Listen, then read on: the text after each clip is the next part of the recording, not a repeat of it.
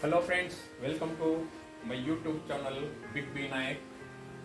ಈ ದಿನ ನಾನು ನಿಮಗೆ ಮನೆಯಲ್ಲೇ ಕಡಿಮೆ ವೆಚ್ಚದಲ್ಲಿ ಹೇಗೆ ನಾವು ಕೋಕೋಪೀಟ್ ತಯಾರು ಮಾಡ್ಕೊಬೋದು ಅನ್ನೋದ್ರ ಬಗ್ಗೆ ಮಾಹಿತಿಯನ್ನು ಕೊಡ್ತೇನೆ. Please follow me. ಮೊದಲನೇದಾಗಿ ನಾವು ಒಣಗಿದ ಮೊಟ್ಟೆಯನ್ನು ತಗೊಬೇಕು.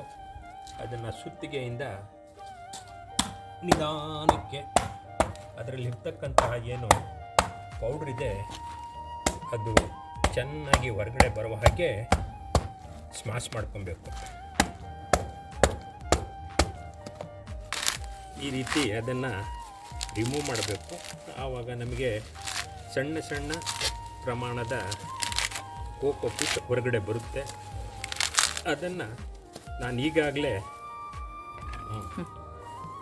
ಮತ್ತು ನಮಗೆ ಹೆಚ್ಚಿನ ಪ್ರಮಾಣದಲ್ಲಿ ಪಿಟ್ ಬೇಕು ಅಂದರೆ ಈಗಾಗಲೇ ಬೇರ್ಪಡಿಸಿರ್ತಕ್ಕಂತಹ ನಾರನ್ನು ಸಣ್ಣ ಸಣ್ಣ ಪ್ರಮಾಣದಲ್ಲಿ ಕತ್ತರಿಸ್ಕೊಬೇಕು. ಅದರಿಂದ ನಮಗೆ ಹೆಚ್ಚಿನ ಪ್ರಮಾಣದ ಒಂದು ಪಿಟ್ಟು ದೊರೆಯುತ್ತದೆ.